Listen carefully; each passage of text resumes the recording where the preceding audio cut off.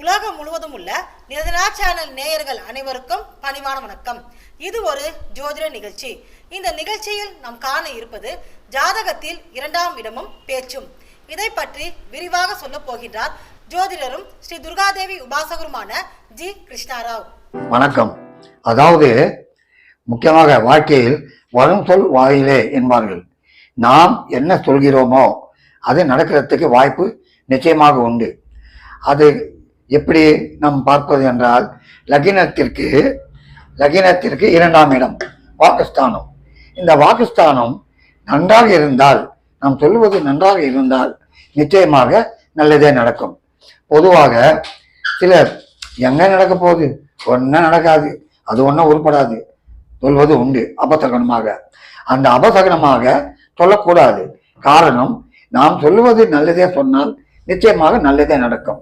அந்த அபசகனமாக கூறுபவர்கள் வாக்குஸ்தானம் எப்படி இருக்கும் ஜஸ்ட் பார்த்தோம் என்றால், லக்னத்துக்கு 12 கூடியவன் 2, லக்னத்திற்கு 12 கூடியவன் 2, இப்படி 12 கூடியவன் 2 இருந்தாலும் வாக்குஸ்தானத்தில் செவ்வாய், ராகு, கேது, சனி இந்த கிரகங்கள் இருந்தாலும் அவர்களுக்கு நல்வாக்கு வராது. கோபமாகவோ அலட்சியமாகவோ ஏதாவது அபசகனமாக பேசிவிடுவார்கள். ஆகவே நல்லதை சொல்ல வேண்டும். உதாரணத்திற்கு இளையராஜா இசைஞானி அவர்கள் தன்னுடைய இசை செய்யும் பொழுது ஏதாவது அறச்சொல் இருந்தால் அதற்கு இசையமைக்க சற்று சம்மதிக்க மாட்டார். அவருக்கு முக்கியமாக அறச்சொல் பிடிக்காது. அதே போல கவிஞர் வாலி அவர்களும் சொல்லியிருக்கிறார்கள், சில வார்த்தைகள் வெல்லும், சில வார்த்தைகள் கொல்லும். ஆகவே நாம் சொல்லக்கூடியது நன்றாக இருக்க வேண்டும், நல்லதே செய்யும். இதற்கு ஒரு சிறு உதாரணம் கூறுகிறேன். அதாவது, ஒரு அரசன் உட்கார்ந்து கொண்டிருக்கிறான். அப்பொழுது அங்கிருந்து ஒரு காவலாளி ஓடி வருகிறான். மன்னா மன்னா என்று பதறி அடித்துக் கொண்டு ஓடி வருகிறான். அப்பொழுது மன்னன் பக்கத்தில் இருந்த மந்திரி, என்னையா என்ன என்ன விஷயம்? மன்னா, இதோ இது ஓலை வந்து விட்டது பாருங்கள் என்று அந்த ஓலையை காட்டுகிறான். உடனே மந்திரி வாங்கி படித்தவுடன், ஐயோ மன்னா, ஆபத்து வந்து விட்டது, சுனாமி வந்து விட்டது. அப்படியா, என்ன விஷயம் இருக்கிறது ஓலையில்? மன்னா, பக்கத்து நாட்டு அரசன் படையெடுத்து வருகிறான் என்று சொல்கிறான்.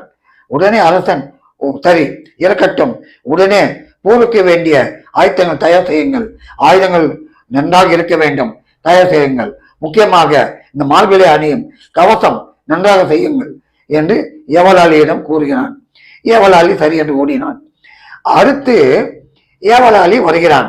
மன்னா மன்னா, அவசரமாக நீங்கள் போருக்கு போக வேண்டும், ஆகவே அவசரமாக கவசம் தயார் செய்து விட்டேன் என்று சொல்லுவதற்கு பதில் அவசரமாக உங்களுக்கு தேவசம் தயார் செய்து விட்டேன் என்று கூறுகிறான். இப்படி அவசரத்திலே வாக்கிலே ஏதாவது இந்த மாதிரி கிரகங்கள் இருந்தால் அப்படித்தான் வரும். ஆகவே நாம் சொல்லும் சொல் நன்றாக இருக்க வேண்டும், அது நிச்சயம் ஜெயத்தை கொடுக்கும். இதுபோல் இன்னும் பல பயனுள்ள தகவல்களை அறிய நிரஞ்சனா சேனலை பாருங்கள். என்றும் நிரஞ்சனா சேனலோடு இணைந்திருங்கள். நன்றி, வணக்கம்.